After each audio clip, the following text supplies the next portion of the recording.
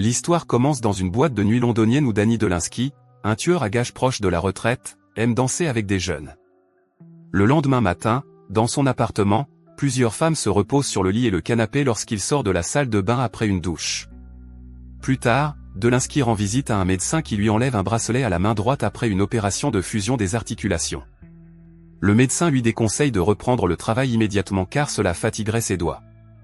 Cependant, Dolinsky insiste sur le fait qu'il doit travailler et le médecin lui conseille d'utiliser sa main gauche autant que possible.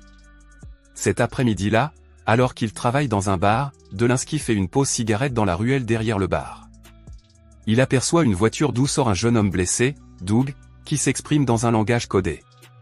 Dolinsky ordonne à Doug d'attendre dans la voiture, puis ferme rapidement le bar et emmène Doug dans la cuisine. Doug révèle une blessure à l'abdomen causée par des ciseaux et demande une injection de tétanos. Dolinsky téléphone et assure à Doug qu'un médecin arrivera bientôt. Doug se demande s'il n'aurait pas dû s'enfuir, mais Dolinsky le rassure en lui disant que rester ici était la bonne décision. Dolinsky montre à Doug une photo d'une plage pittoresque aux Philippines, lui promettant que la société l'Y enverra en vacances. Alors que Doug regarde la photo, Dolinsky lui tire une balle à l'arrière de la tête, provoquant une douleur à sa main blessée.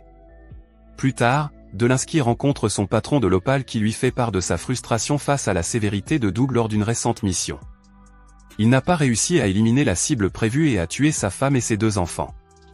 Dolinsky demande à reprendre du service actif, soulignant qu'il est irréprochable depuis 30 ans et qu'il n'a commis aucune erreur. Opal rejette sa demande en expliquant que la société s'oriente vers des agents plus jeunes et que sa récente blessure compromet son efficacité. Bien que Dolinsky insiste sur le fait qu'il est complètement rétabli, Opal n'est pas convaincu et lui propose un autre rôle sur le terrain, celui de former de nouveaux assassins plus jeunes. Dolinsky arrive dans un bowling et rencontre Wyborg, un jeune assassin à l'attitude arrogante qui évite l'alcool, affirmant qu'il se sent mal à l'aise même au contact de l'alcool. Wyborg insiste sur le fait que le rôle de Dolinsky est simplement d'observer et de donner son avis sur la façon dont il gère ses missions, mais Dolinsky prétend que c'est lui qui commande. En route pour Belfast, en Irlande du Nord, Dolinsky remarque les ongles peints de Wyborg et en plaisante. Il s'arrête dans un karaoké du quartier londonien de Soho pour récupérer leur matériel, où Dolinsky est chaleureusement accueilli par la gérante Anata et son assistante Lola. Lorsque Dolinsky mentionne qu'ils se rendent à Belfast, Anata lui fait remarquer qu'il a de la chance, car elle a toujours voulu s'y rendre. Dolinsky suggère en plaisantant qu'Anata pourrait laisser Lola superviser l'entreprise pendant son absence. Arrivé à Belfast, le trio rencontre son contact Milo, qui remarque immédiatement l'apparence inhabituelle de Wyborg. Milo les informe que leur cible se trouve dans un club de golf. Dolinsky demande qui est exactement la cible et Milo s'inquiète du manque d'énergie de Dolinsky. Milo dit qu'Opal pense que Wyborg est un hitman prodigy, semblable à Dolinsky à son apogée, mais note qu'il a l'habitude de tuer des passants innocents. Dolinsky et Wyborg arrivent près des bois à l'extérieur du club de golf de Boy pour préparer le coup. Dolinsky ordonne à Wyborg de rester dans la voiture, décidant de tuer lui-même. Lorsque la balle de golf de la cible atterrit à proximité, Dolinsky s'approche des bois en se faisant passer pour un autre golfeur. Lorsque la cible s'approche pour récupérer sa balle, Dolinsky tente de lui tirer dessus mais rate son coup à cause de la douleur qu'il ressent dans sa main. La cible s'enfuit et Dolinsky la poursuit, alertant les gardes qui le suivent de près. Dolinsky finit par trouver la cible cachée, mais il est pris au piège lorsque les gardes l'acculent. Wyborg arrive et élimine rapidement la cible et les gardes. Le lendemain, dans leur chambre d'hôtel, Dolinsky réfléchit aux événements de la nuit précédente et complimente Wyborg sur ses talents de tireur au cours d'une conversation avec Anata. Plus tard, Dolinsky et Wyborg se rendent au stade de Drumbo Park où ils rencontrent leur supérieur William et une autre tueuse nommée Simone. William remet à Dolinsky un dossier contenant les détails de leur prochaine cible, Barbieri, mais Dolinsky refuse, estimant qu'il s'agit d'une mission suicide. William rappelle à Dolinsky qu'il n'a pas le choix, surtout lorsque Wyborg sort subtilement son arme. On apprend alors que leur cible est le chef d'une organisation criminelle rivale. L'homme tué plus tôt sur le terrain de golf était le 3e en lice pour devenir le futur chef de l'organisation. Repérant une opportunité au milieu des luttes de pouvoir internes, leur plan est d'éliminer les dirigeants en fusionnant les 2 organisations en un plus grand syndicat unifié au Royaume-Uni. Barbieri ayant une résidence sur la plage, le plan consiste à attaquer par voie d'eau. Plus tard, Dolinsky réprimande Wyborg pour avoir pointé une arme sur lui conseillant de penser de manière indépendante et de ne pas suivre aveuglément les ordres, l'avertissant que l'obéissance sans jugement le fera tuer.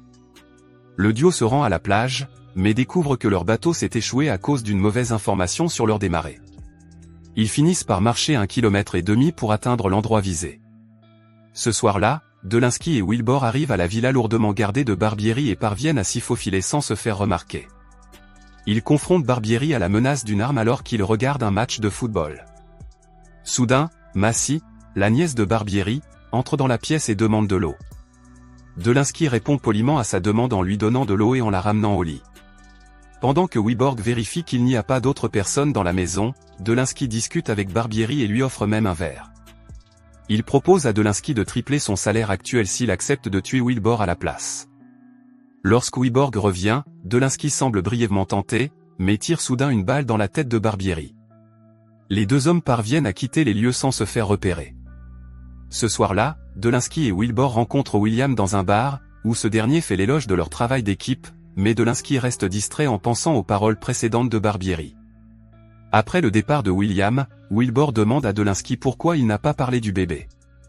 Dolinsky explique qu'il ne tue que ceux qui le méritent, tandis que Wilbur rétorque que, chez lui, c'est la survie qui dicte les actes, pas la morale. La dispute dégénère en un affrontement physique qui est interrompu par l'arrivée d'Anata pour les calmer. Plus tard dans la soirée, Dolinsky et Anata sortent danser dans une boîte de nuit et s'amusent. Lorsque Dolinsky sort fumer, il voit les hommes des barbares approcher et tente d'avertir Anata, mais il est rapidement rattrapé par les hommes de main. Alors qu'ils intimident et menacent la vie de Dolinsky, Anata arrive et tient un goon en joue. Dolinsky prend l'arme et tente de raisonner les hommes, expliquant que le conflit doit rester entre leurs chefs. Cependant, lorsque les hommes de main jurent qu'ils les trouveront et les tueront tous les deux, Dolinsky les abat rapidement, reprenant confiance en ses capacités de tireur d'élite. Dolinsky et Anata se retirent dans la maison de la mère de Dolinsky, où ils présentent Anata et où ils passent la nuit. Le lendemain matin, Dolinsky appelle Wilbur pour s'excuser de leur précédente altercation et Wilbur le félicite d'avoir réussi à abattre 3 assaillants. Wilbur informe ensuite Linsky que Simone a finalement réussi à localiser Jacek. Plus tard, à l'extérieur du Grand Central Hotel, Dolinsky et Wilbur planifient soigneusement leur approche, car Jacek est surveillé dans tout le bâtiment. Se faisant passer pour un groom, Dolinsky décharge des caisses d'appareils électroménagers en soudoyant un garde avec de la drogue. Après le départ de Dolinsky, Wilbur sort des caisses et se dirige vers la chambre de Jacek. Pendant ce temps, Dolinsky attend à l'extérieur de l'hôtel et remarque que Simone agit de façon suspecte avec les hommes de Jacek. Comprenant qu'il s'agit d'un piège, il tente d'avertir Wyborg mais la communication est coupée. À l'intérieur de l'hôtel, Wyborg s'introduit dans la chambre de Jacek et la trouve vide. Il est immédiatement coincé par les gardes qui lui tirent dessus et le capturent. Pendant ce temps, les hommes de Jacek, déguisés en coupeurs d'arbres, arrivent au manoir d'Opal, tuent son assistant et prennent d'assaut la résidence. Ailleurs, Dolinsky rencontre Milo qui lui remet de l'argent et lui ordonne d'emmener sa mère dans un endroit sûr. Milo lui révèle qu'Opal a été tué une demi-heure plus tôt. Dolinsky se précipite chez sa mère, mais avant qu'il ne puisse expliquer ce qui se passe, une fusillade éclate. Il emmène rapidement sa mère et Anata à l'étage et tente de négocier avec l'agresseur de Simone. Lorsque Simone continue à tirer, Dolinsky se protège avec une planche à repasser couverte de livres et la poignarde à mort. Plus tard, Dolinsky demande à Anata de mettre sa mère à l'abri et élabore un plan pour sauver Wilbur. Il remplit un bidon d'1 litre d'essence et se rend dans un bar tenu par Jacek. Après avoir évacué les clients, Dolinsky tire sur l'un des hommes de Jacek et met le feu au bar.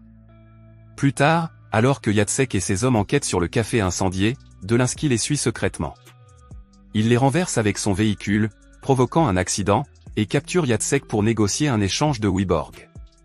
Dans un bâtiment abandonné destiné à l'échange, les hommes de Jacek s'emparent de Wilbur, mais un homme de main poignarde soudain Wilbur dans l'abdomen. Au même moment, un sniper tire sur Dolinsky mais le manque. Il s'ensuit une violente fusillade au cours de laquelle Dolinsky parvient à éliminer plusieurs hommes de main de Jacek. Dolinsky élimine la plupart des attaquants restants, mais il est acculé par les deux derniers. Alors qu'ils semblent pris au piège, Wyborg les élimine d'un tir de sniper, sauvant ainsi la vie de Dolinsky. Dolinsky aide Wilbur à monter dans la voiture et ce dernier lui dit qu'il n'aurait pas dû revenir le chercher. Dolinsky répond avec assurance qu'il est le meilleur.